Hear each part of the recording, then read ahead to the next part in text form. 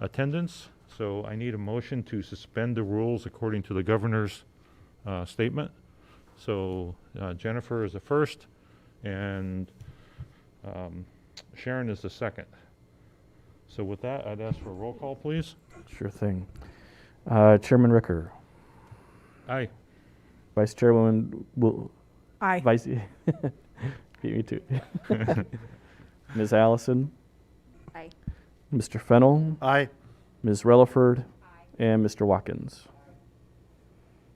All right, thank you. The next item is the approval of the minutes for the May 27th, 2020 meeting. I need a motion. Junior is the first. Rachel Relaford is second. Any questions, comments, amendments to the minutes of May 27th? Sounds like silence. We'll go for a roll call, please. Chairman Ricker. Aye. Vice Chairwoman Williams. Aye. Ms. Allison. Mr. Fennell. Aye. Ms. Relaford. And Mr. Watkins. Motion carries unanimously. All right, thank you. We will walk through the informational items that are in our packet. The first one is the Auditors Reports. So the auditor did provide the report here for the month.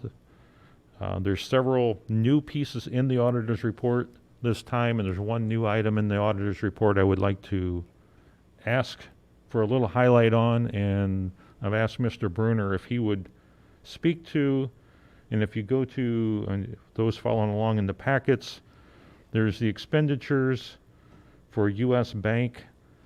Let me find it here, for a debt obligation.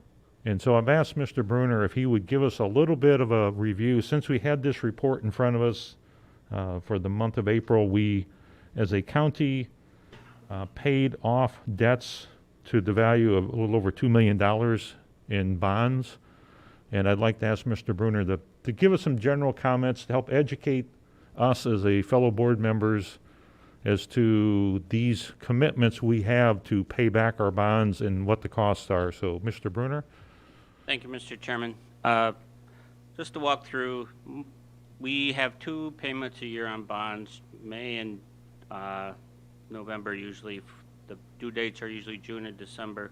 Most of the payments in May that are due in June are interest, although the Phase 3, the 2012 bonds do have a principal payment. I'll walk you through just a little bit. The first expenditure, the $21,525, that's our energy project Phase 2. The $13,870 is interest for the criminal justice system. The 2010F is the museum bonds. The 2011 are the Headington Oaks bonds. The 2011A are the Wilhelm Road Bridge. And again, the 2012 are the Phase 3 energy project.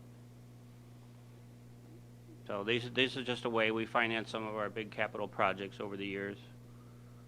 It's a normal course of business. I guess I'd ask, any of the members have questions on that, or is that pretty self-explanatory?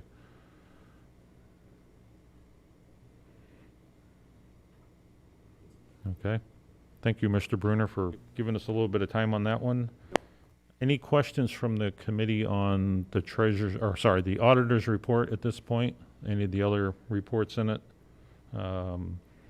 Ms. Thomas has been working to add some more features into the reporting, and so we'll continue to improve what we get for information to make that public. If not, we will move to the next item, which is the county clerk's report. So the county clerk's report is in the packet. Any questions by the committee on it first before we ask our county clerk to comment?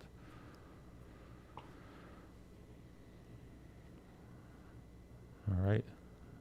Ms. Parker, do you have any additional comments or things you'd like to share with us? I'm not sure your mic is on. See if it's... Just want to say that we are bouncing back quickly after the closure, thinking that our numbers would be down, but in fact that they're doing pretty well. In fact, our property tax redemption was just for this month alone, even though the month is not completed, we're up 14,000 in collections for that. So I don't see any issues with us staying on track with our budgeted amount that we had projected for the year. Good. Always like good news. Any questions for Ms. Parker on that? Okay. Thank you for the service and keeping us up to date. Next item we'll move to is we will have the County Election Commission, and I don't think Mr. Bright is here or any of his delegates. He's not, Mr. Chairman. He just asked for the information to dial in, so he should be able to dial in during the course of the meeting, so you might be able to come back to him. Okay. I will come back to the Election Commission through the agenda here. The next one will be Finance, so Mr. Bruner, we let him run off, didn't we? All right. Okay, I'll skip down to, where's my exciting Regional Office of Education person? There we go. No, you have a lot of things, I'm sure, to update us with the new things for the fall season and education, so it's all yours.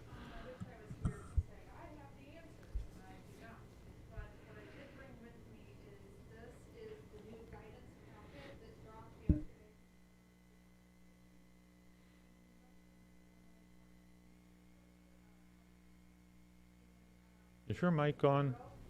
Just make sure your mic's on, because I know you're dynamic, but there you go. Okay, there we go. So the key takeaways that you probably all need to know, because I have gone through this and highlighted all the major points. Yes, masks are mandated. Yes, social distancing is mandated. Yes, we have to take every kid's temperature, or they have to certify that they are healthy. So that can be done with a verbal check-in with the student. And, I can try to remember. There's so much in here. My brain is just spinning because I just did a webinar for this today. Require an increase in school-wide cleaning and disinfection. So with that, Peoria Public Schools released their plan. They were the first ones out of the gates. There are a couple things in their plan that'll need to be updated. They were only going to make masks optional for students, and now they're mandated. So theirs will evolve. The rest of the superintendents wanted to kind of hold in Peoria County until this came out. And they've asked to get together.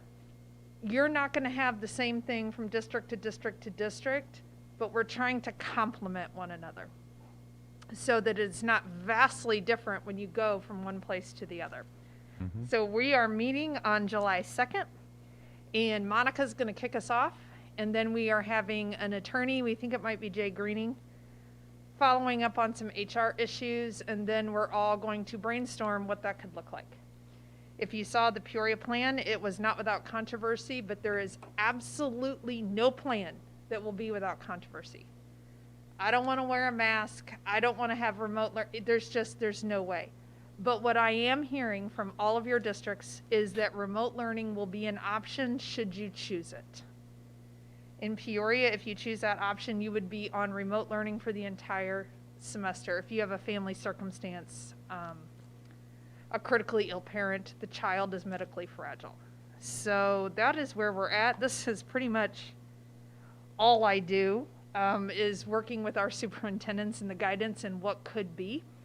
We are doing some other dynamic things around some optimism training and social emotional learning. Because we're all going to need that when the kiddos come back. But other than that, I'm just trying to think of, if you didn't see my video on Facebook, we retired Oliver's jersey in our office. So when we're not social distancing anymore, you need to come see the jersey hanging in our back room. We played the Bulls music and we hung his jersey up. Wait. He'll be done at the end of the month, and as will our other employee. So. Okay. Any questions about school that I can't answer? Ms. Jennifer Allison? Obviously, this is talking about the next upcoming school year. It's going to be hard on everyone, but what can we do to complement what you are doing for the teachers? I can't imagine lesson planning in this way. Are there any suggestions that we can do to complement the teachers in our districts?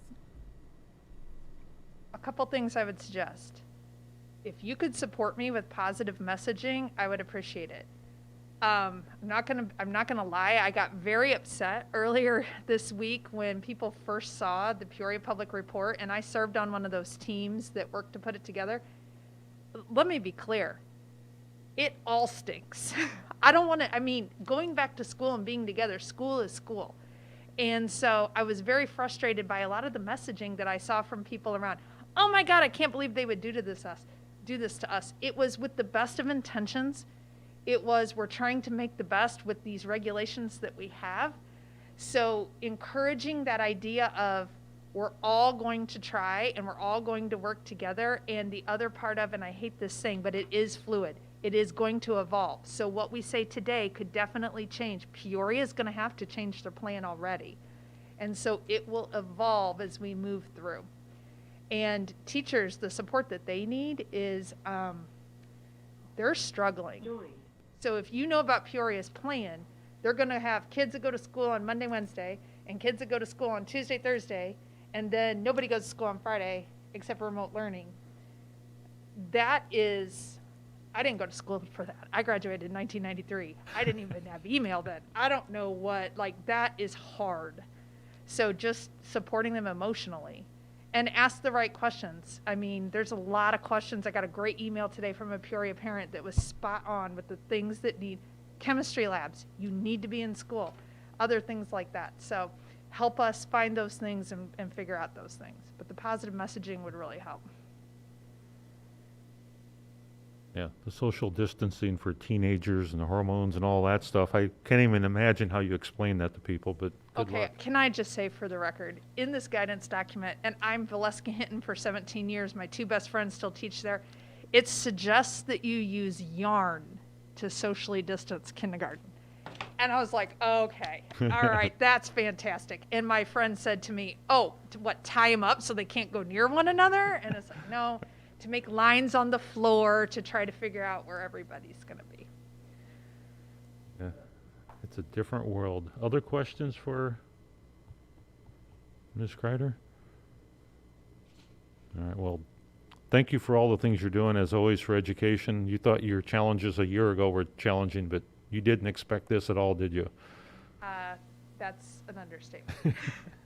Okay. We'll continue down through the Supervisor of Assessments Board of Review. Like Mr. Ryan to kind of give us an update and current status of things within the Board of Review. It's all yours, Mr. Ryan. Right. Is this on, I think? Can you Yes. hear me? Okay. Yeah, right now what we're doing is we have started a rolling 5-week furlough for our employees. So currently we have 2 people in the office, myself and one other person are currently in the office. So we're mainly just answering phones, answering emails, and then doing what we can as far as our other work goes. Obviously there is the individuals that are gone. Their jobs aren't going to be able to be done until they get back. And we won't have a full staff back until July 27th. So there'll be some of my employees I will not have seen in 2 months by the time we get back. But because of how our budget is, I guess it's good news, bad news.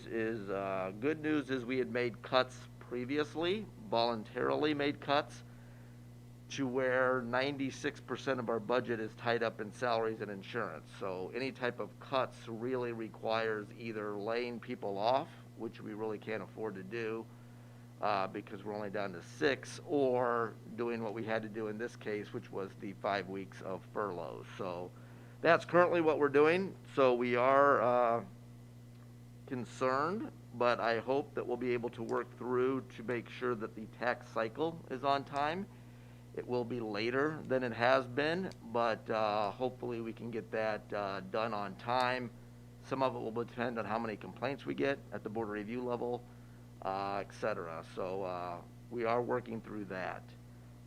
Just a little background. There is what's called statutory functions that we have to do by law. Valuing property, basically reviewing the values of the township assessors. We have to, by law, identify property, either through mapping. Every every property has a parcel number assigned to it. We have to assign any of those new parcel numbers. We have to mail notices for assessment notices so individuals know what their values are.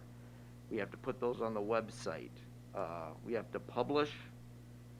We have to maintain, the biggest one we probably do is maintaining exemptions. We have many people come in asking for help with their homestead exemptions. There's probably about 65,000 properties that have homestead exemptions on them. Because of what we took earlier, and I know I mentioned this last time and now it has been signed by the governor, that has really saved us, is that individuals, whether it be disabled, seniors, don't have to refile their exemptions. We automatically did that. We started that in March in Peoria County. All other counties now are able to do that. So that is something we're pretty proud of, that was able to be started here and approved unanimously and then signed by the governor. But that has saved us to where we can deal with what we're dealing with now, because a lot of people that would come in aren't coming in, or if they do, we can let them know that if they filed last year, they are taken care of this year. So that is a big deal. The Department of Revenue has just also waived within the last month the requirement. Some new filers, we used to have to notarize those. We don't have to notarize those anymore. So that has helped us also, so that we can keep people either out of the office or at least keep them socially distanced from our counters. So that's good, because such a high volume of our population is seniors. And then one of the functions that we have done previously, and that was mentioned with the previous cuts that we would not probably be able to do any longer, was our job for the county administration is to basically bullet point some things that may be in jeopardy or that we may not be able to do with the cuts that we were provided. And as I said, with most of our budget in salaries and insurance, we're pretty much down to just being able to do these statutory functions that I mentioned. One of the non-statutory functions that we provided as a service is what's called a garbage fee that you'll see on your tax bills, that the city of Peoria actually pays the county to put those on the tax bills. And what we do is we do a lot of phone calls and a lot of the corrections for these garbage fees for many different reasons, whether it was put on incorrectly, it was put on for a duplex and should have been put on just for a single family, tax buyers that come in to buy taxes. That really is not part of your tax bill per se, even though it's on there. So a lot of times we have to remove those so the tax buyers can buy those taxes. So that is something as mentioned that it's a non-statutory function. With the cuts that we've got, we would not be able to continue that service. I don't know exactly when the service was started. Several years ago, we weren't involved in any of the discussions regarding that. But it was kind of almost like an unfunded mandate for our office. And unfortunately, with the cuts that have been done previously, that is something that we will no longer be able to do unless there is some type of other agreement, or there is something, if anybody wants to meet with me to go over, to figure out ways that it could be accomplished, I would be happy to do that. But at this point, my main concern is doing our statutory duties and making sure that the tax bills go out at a reasonable time, because that costs the other taxing districts quite a bit if it's late. So we want to try to minimize that. So that is what we're doing, and if anybody's got any questions on that, I would be happy to answer any questions or comments on that. I'll ask the committee members, anyone in the committee have questions regarding that information? Ms. Williams? So if he's not going to do the garbage, this statutory, then who's going to do it? Well, and that's a great question. I'll let Mr. Ryan answer that one. I don't know who's going to do it. There was an alternate plan where limiting our number of furloughs, we would have still been able to do it and still been able to generate $125,000 for Peoria County to do that. But that was decided against doing that. So I don't know who will do that at this point. As I said, I'm open for some options. As I said, I had sent an alternate plan on May 22nd, but that didn't go anywhere. So I don't know. Okay.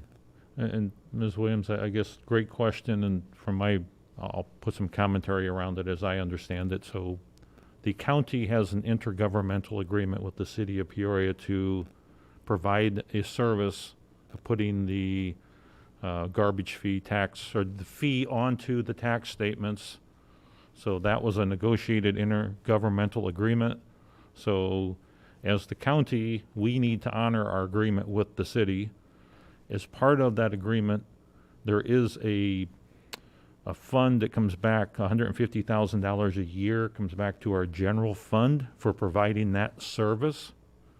So that service goes through Mr. Ryan's department. It will probably hit the county clerk's department in some sense, and I know it hits the treasurer's department. So there's several departments within the county that are involved in it. So as I hear Mr. Ryan speak, and you've mentioned that you'll be back to full staff by July 27th. My assumption is once you're back to full staff, you should be able to accommodate those adjustments and those corrections to the tax statement with your full staff starting July 27th. Would that be a fair assessment? No. By the time I'm guessing we get back after a 5-week furlough, we will be hitting the gas on trying to get the assessment notices completed, our statutory duties completed. For every 5 weeks we're off, it's really almost equivalent to 6 or 7, because by the time you get back, you're probably spending almost a week just catching up on the emails that you haven't been able to see. Because when you're on furlough, you can't look at anything. So when I just got back from a 2-week furlough, we have 200 emails that you go through just to catch up. So that is not the plan. The plan would be, number one, is to do these statutory duties. If we can do it, if we can think we can keep the tax cycle on time and do the garbage fee, we'll do the best we can to do it. But I don't want to promise something that may not happen. So that's why my main concern is to get these tax cycle on time so the tax bills go out on time next year. To give you an example, we probably usually send out notices in August, and they typically have till September 30th to file a complaint. Probably no way we're going to be able to get these values completed by August. That's probably not going to happen. With us getting back July 27th, we've got to get all the information from the township assessors, review all of their information, review the sales, put the equalization factors on. So that's probably not going to happen. That'll probably be moved back later. I don't know how much later, but that'll be moved back later. So I can't promise that will be the case when July 27th rolls around. That's why I had mentioned earlier and in previous emails is that we've got to focus to do what we are required, have to do by statute. The extras that we have been doing in the past, that may be something that we, either has to give or another option to try to figure out a way to accomplish that. Okay. And they said there was a way to accomplish that provided. All right. Well, I guess a couple of things from my perspective. We have an intergovernmental agreement with the city of Peoria, so that is a contract that we committed to provide a service. So as the county, we need to provide that service in one manner or another. How we come up with the resource and the capability, we can maybe take offline here, but at least I want Mr. Ryan at least to express the challenge he has. But I think as a county, as the committee and some of our other office holders or positions here, if we can work together to figure out how to make this work. None of these are easy. I don't think any office is going to tell you that these cuts were easy. Some took a harder cut than others. But the ask is we have to figure out a method to solve and deliver on our service that we have a contract to. So again, if anyone in the committee wants to comment, I'd open that up for comments. And I'll start with the committee first.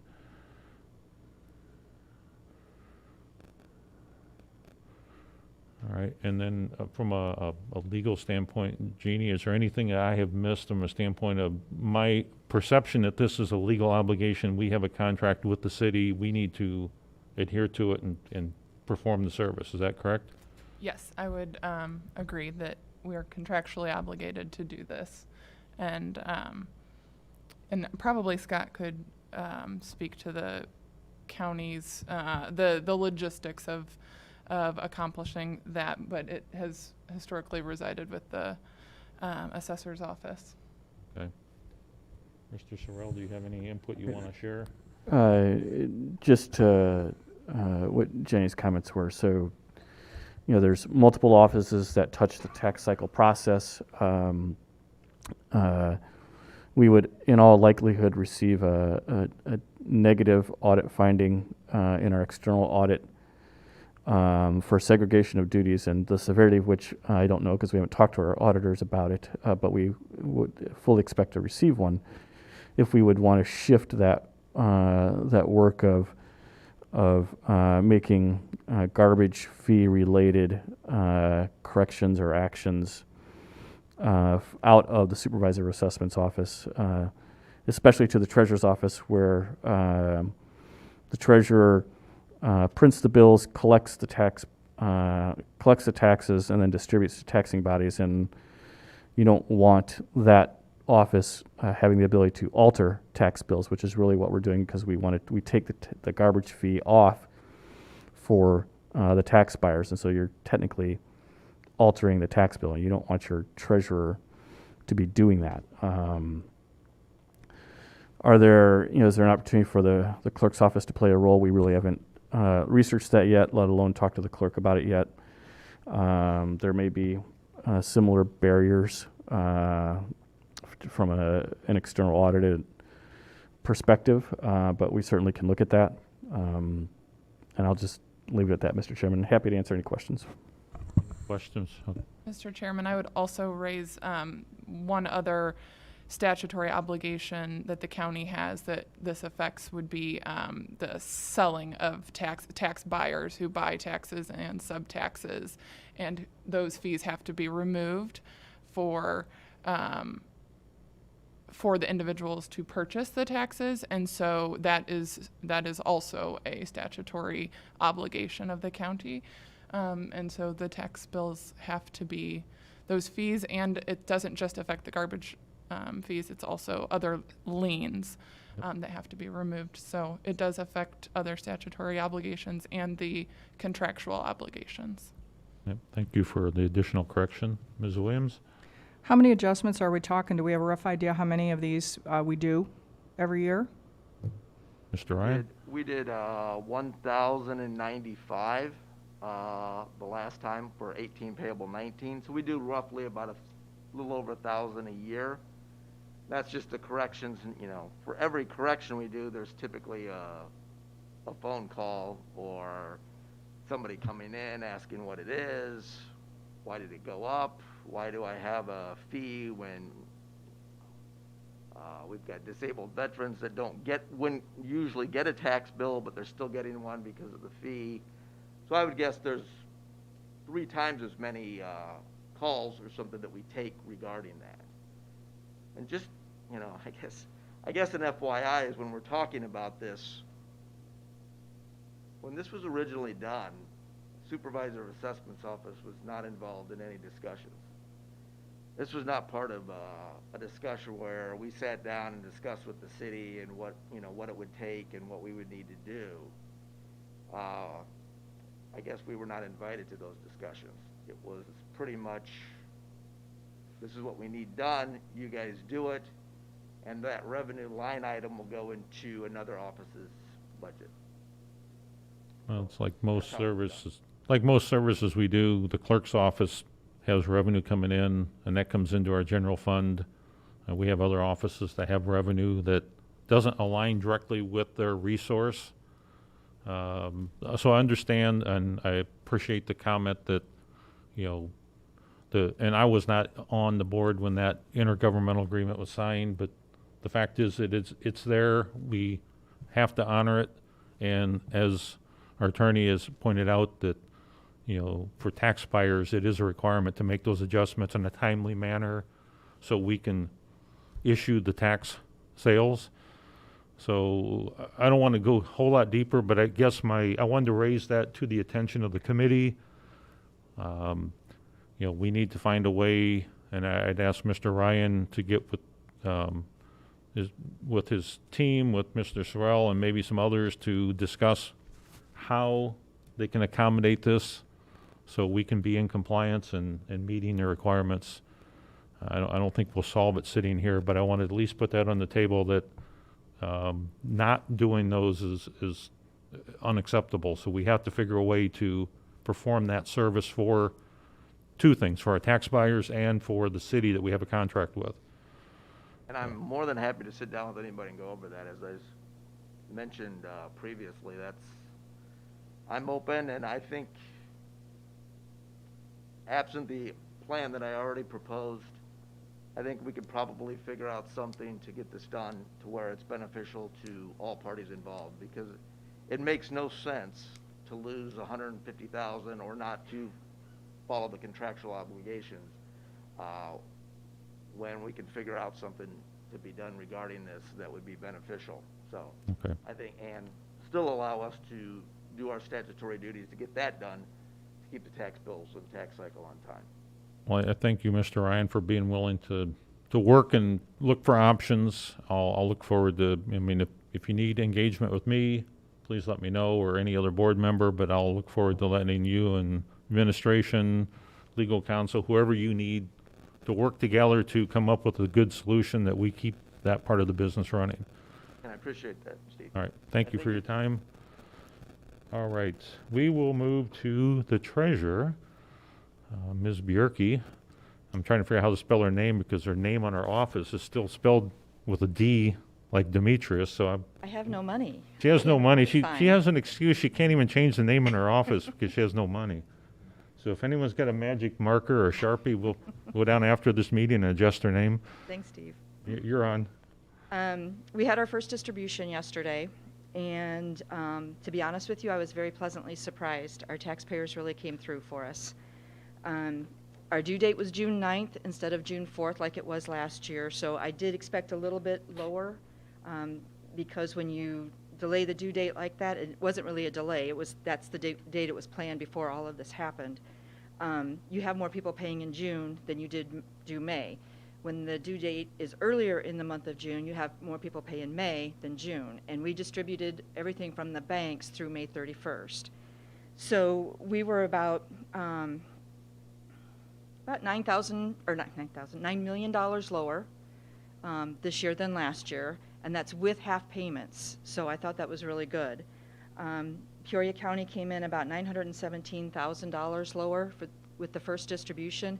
But what this means is that once we post everything that came in June, our next distribution, which is July 9th, will be much higher than it was last year.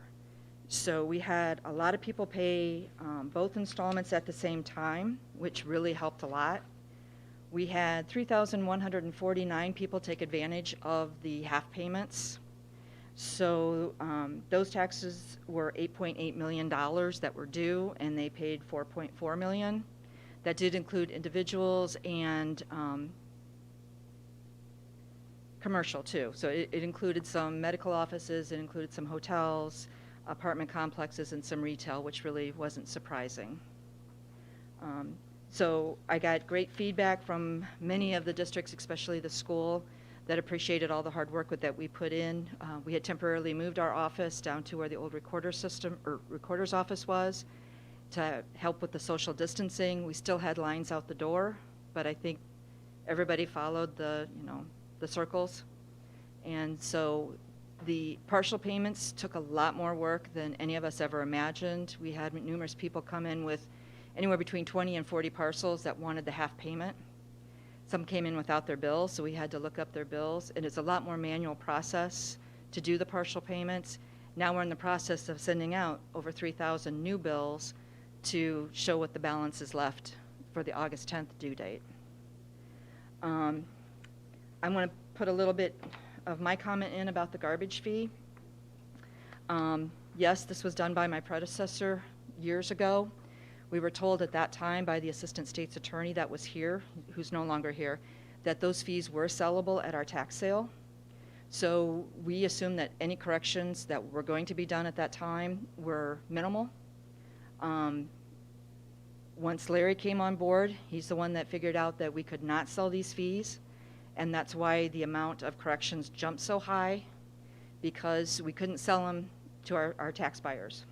There's 2 points in the year where tax buyers come in. They're coming in now to go for deed on property, so they have court dates. And I have about 4 tax buyers that want to buy and have court dates, but I can't sell these because the garbage fees are still on there. And then right around end of September, beginning of October, that's when we sell the current year subtaxes. And at the beginning of October, we're going to be sending out delinquent notices. So on all these bills that the city has sent over corrections because they put garbage fees on empty lots, they're going to get a delinquent notice for that because I can't remove it. I don't want to remove it. Like Scott said, that's not a good segregation of duties, so I should not be able to. I checked with our software vendor, and they cannot limit the security for a correction to just what we call a drainage fee, because that's the bucket this is in. So they can't limit my exposure on that. And if they can't do that, I absolutely cannot do it. So we were told when we first did this incorrectly. We were given, unfortunately, bad legal advice. I know the supervisor of assessments referred to it as an unfunded mandate. To put that in perspective, my budget, my expenditure budget, is $400,000 at the beginning of this year. My revenues are over $1 million. So obviously my revenues are much higher than what my actual expenditures are. So that difference goes into the general fund bucket for those departments whose revenues do not cover their expenses. So Mr. Ryan is getting some of this money. He's getting a good portion of this money because his revenues do not cover his expenses. So it's really not an unfunded mandate. It helps multiple offices that don't get revenue to cover their expenses. And in this budget, it wasn't a revenue-driven budget. It was an expense-driven budget cut. So even this $150,000 did not help me. I still laid off somebody permanently, and I've been doing furloughs. But we're still getting our work done. We're still doing what we need to do. And if that requires me to work extra hours, that's what I've been doing to make sure that I'm serving my taxpayers appropriately. So I'm at a loss here because I have people wanting to know why I haven't removed their garbage fees, because they're sending me the emails from the city. And the way this is done, we send out the tax bills that have this on there. They get it. They usually call our office first, and I'm not saying Dave doesn't get calls regarding the garbage fee, but normally because the treasurer's name is on there, the treasurer's office is one of the first ones they call. They want to know what fees, liens, and SSAs are. We tell them what it is. Usually that takes care of it. But Public Works did the garbage fees this year instead of the finance department. And when they did this, they added on numerous ones that had just lots, and for some reason added the garbage fee. So the direction they're supposed to take, and it says on the back of the tax bill, they're supposed to call the City of Peoria. City of Peoria is supposed to email me the corrections. I email those up to the assessor's office. The assessor's office enters the correction. They email me back saying it's done. Then we process the correction, we print the tax bill, and we mail it. So that's what the process is. So I've got people who are sending me emails from the city saying, well, we sent everything over to the county, but I can't remove it, and it's not being removed. And it's going to look really bad for us if we send out delinquent notices for garbage fees that we've been told to remove. So I really don't want to be held hostage by another department who has a dispute with the board or county admin. And I need to make a decision because I have to give the city 6 months advance notice if we're going to continue this intergovernmental agreement or not. And if I have to have our software company remove these before the delinquent notices go out, then I really don't feel that I can charge the city the full $150,000 for this year, and I definitely have to cancel the intergovernmental agreement for next year. So I need some direction too on what to tell people and how to handle this, because the taxpayers are going to miss their court date, or they're going to go to court with unpaid taxes, and they can't do that. They won't get the deed like the statute says. So I need to have some direction given to me on how to handle this. And I appreciate Jenny's help in trying to help me navigate this. But I felt it needed to go to this level so that everybody's aware, because I need your assistance too, because you're going to start getting phone calls too if I can't do my job. Okay. Thank you for giving those details. And again, part of what I wanted the committee to hear is that this is what I'll call an unintended consequence of some of our budget changes and actions. I mean, we ask our county to take cuts, and we work through them. Different departments have different challenges. So we need to figure out how to help move, but I wanted to make this transparent to this committee, and obviously it would be good for other board members to see firsthand now how we work together with the operating offices to make sure we're providing the services that we owe. So I think there's a few short-term things here that need to be done so we can get our tax sale adjustments done so we can complete tax sales. It's multiple offices entwined into this one. I don't know as a committee we can solve it, but I'm going to ask again for our state's attorney and the various office holders here and Scott to sit down very soon, as in like the next day, figure out what we need to do to get this accomplished.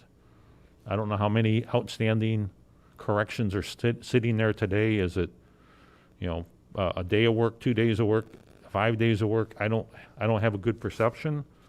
I would say there's probably at least 100 that are done. I haven't looked at the actual tax buyers list yet, but I'm assuming there's more. So there's probably actually a couple hundred. I know the gentleman that did the majority of them last year, it was his goal to outdo himself from the year before, and he gets a kick out of keeping track and beating that goal. Mm-hmm. And he gets them done very quickly. Okay. So we not a just need to full-time find a way to get this done and be in compliance in all manners. So with that, I'm going to, again, I thank the two, both Dave and Nicole for bringing this forward, putting this on our table. We will work together, and I'll ask our staff to help figure out how to solve this. If any of the board members have the talent to correct taxes and you want to come in for a few days, I'm sure Dave will take your free service. We can't charge for it because we didn't give him any money for that, but so if anyone wants to learn how to do that, you're welcome to try. With that, anything else from the Treasurer's Office? Any questions from the committee members on this topic? Okay, thank you, Nicole. We'll jump down the VAC, and then I'll come back and catch the other two. I know Mr. Brooks is not here. Any comments, Mr. Sorrell, on VAC? No. Okay. So we'll step back. I heard Mr. Bride coming on earlier.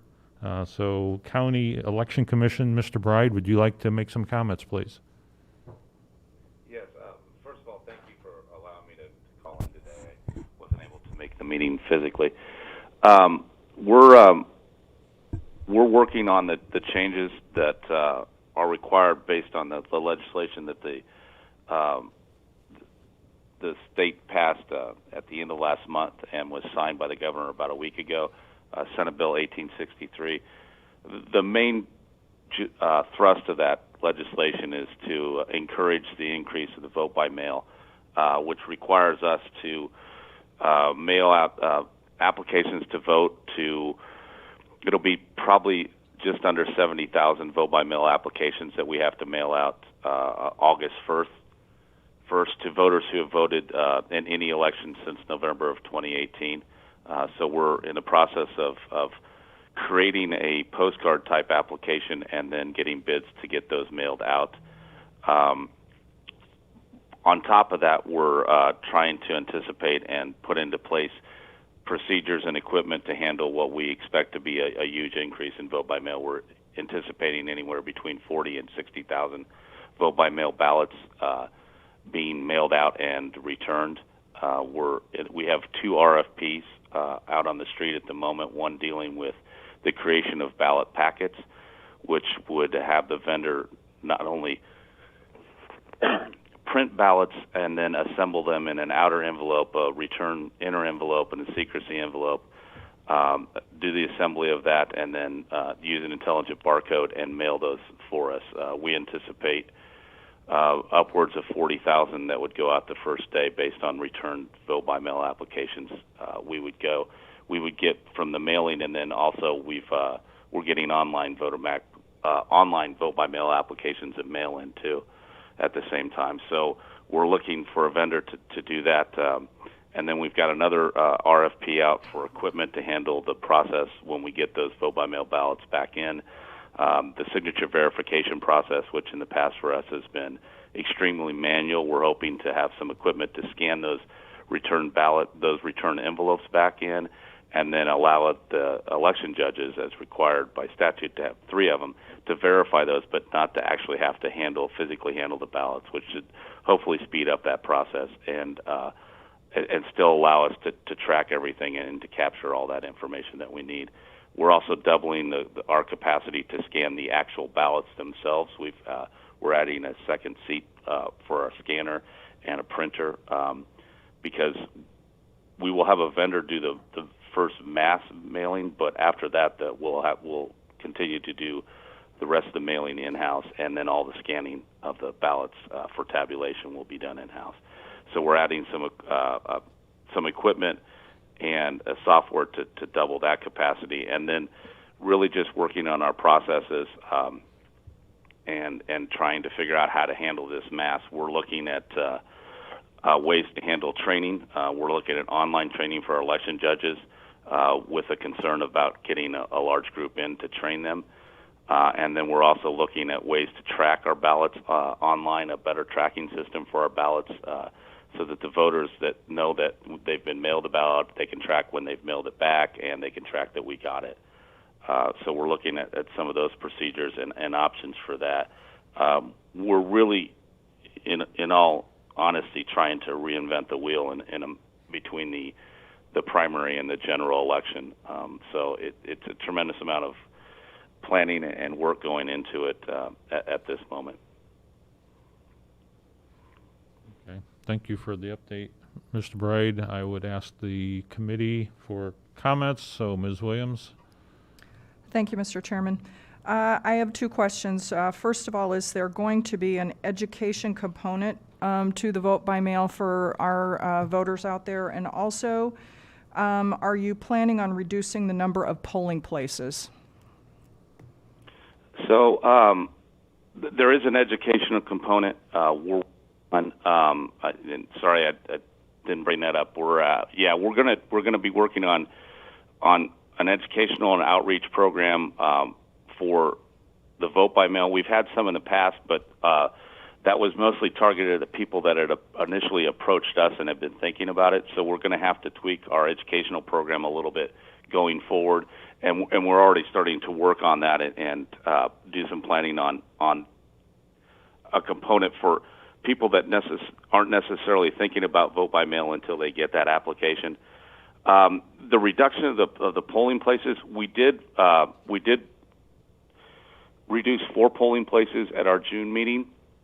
3 of them were assisted living facilities that we actually weren't able to use in March because of the COVID. But so we're changing those permanently, and then we had one other location that was a single precinct at a polling place that we're moving. One of the things that was not in the legislation that I know the Clerks Association had asked for that we didn't get was the ability to reduce the number of polling places. There weren't any, we're still limited in the number of precincts we can have in a polling place, so we weren't able to do that. But I will tell you this, that we already have, right now we have 57 polling locations for November. We have a secondary plan that would reduce that number to 38 based on if we started to have some locations that ask us not to come back, and we're actually going to be proactive about that and reaching out to them probably a month or a little bit before the election, making sure that they're still going to do that. If not, then we have the ability to reduce that down further using some locations, primarily the schools. One of the things that the election bill did was it closed the schools, and it allowed us to use those schools. Now, we're not going to move into those schools unless we're forced to, because we're trying not to make any changes, but we do have a secondary plan if we need to reduce down the number of polling places based on polling places closing. But we can't actually just start out by reducing the number of polling places because we're still limited by statute. Okay. And then you had a second question too, or you got them both covered? Mr. Chairman, he answered both. Thank you. Okay. All right. Other questions from the committee for Mr. Bride? I guess one thing Tom will ask is, I think last month Ms. Gannon made a comment that you had some discussion with some of the other counties maybe to work together on the vote by mail process to see if there's any synergy that Peoria County and neighboring counties could work together and make it more efficient. Is there any initiative there, or can you give us an update on that thought? We did have a conference call with a vendor talking about some of the process we could do that. I don't know. There was interest, but not to the level of really wanting to do anything together. I think the smaller counties that we spoke to are going to stick with a manual process, and another county that's a little bit larger, I don't think wanted to go down that road anyway. So it was an interesting conversation, but unfortunately we didn't have any other jurisdictions that were necessarily interested in doing that. We did have some discussions with a jurisdiction up around Chicago, but logistically, I think it was just going to be too much to overcome on not sending the ballots out, but the return of the ballots, and I just don't think it was going to work logistically, just because of the distance of that jurisdiction. Okay, thank you for that update. All right, no other questions from Mr. Bride. I'm going to jump back up on the list to Finance, and Mr. Bruner, any updates on the audit? Anything you want to share with us?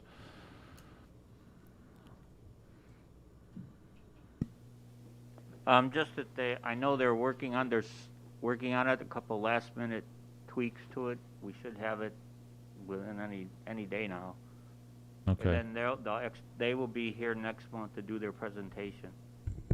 All right, so next committee meeting, we'll be prepared as a committee for the external audit findings report and actions tied to that. Okay. Any other comments on finance in general? No, just trying to work through everything. All right, thank you. Okay, we will move into the resolution, try to wrap this up. So the one resolution we have today is the monthly delinquent taxes, so I need a motion to put that on the floor. Mr. Fennell's first, Ms. Rutherford second. So any questions on those taxes? They're in your packet. I think there were three of those this month. If not, I'm going to ask for a roll call, please. All right. Chairman Ricker, Aye. Vice Chairwoman Williams, Aye. Ms. Allison, Aye. Mr. Fennell, Aye. Ms. Rutherford, and Mr. Watkins. Motion Alright. carries unanimously. Great, thank you. The next item is a committee action. It's our every 6 months we do the review of the executive session minutes. So I need a motion to put those on the floor. All right, Mr. Watkins first, and Ms. Williams second. So I'll ask our attorney here to give us the reading on that. Thank you, Mr. Chairman. As your chairman mentioned, we do this every 6 months, and this is our review of the executive session minutes for this specific committee. Reviewing that index, it is, as always, the recommendation of the state's attorney's office that all previously held minutes continue to be held, as the need for confidentiality does still exist, and to destroy the executive session audio recordings that are more than 2 years old, except for those that pertain to pending litigation. Okay, any questions from any of the committee members? If not, I'll ask for a roll call. Chairman Ricker, Aye. Vice Chairwoman Williams, Aye. Ms. Allison, Aye. Mr. Fennell, Aye. Ms. Relaford, and Mr. Watkins. Motion carries unanimously. All right, thank you. Miscellaneous, anything additional? Last call for miscellaneous? If not, we will adjourn. Thank you.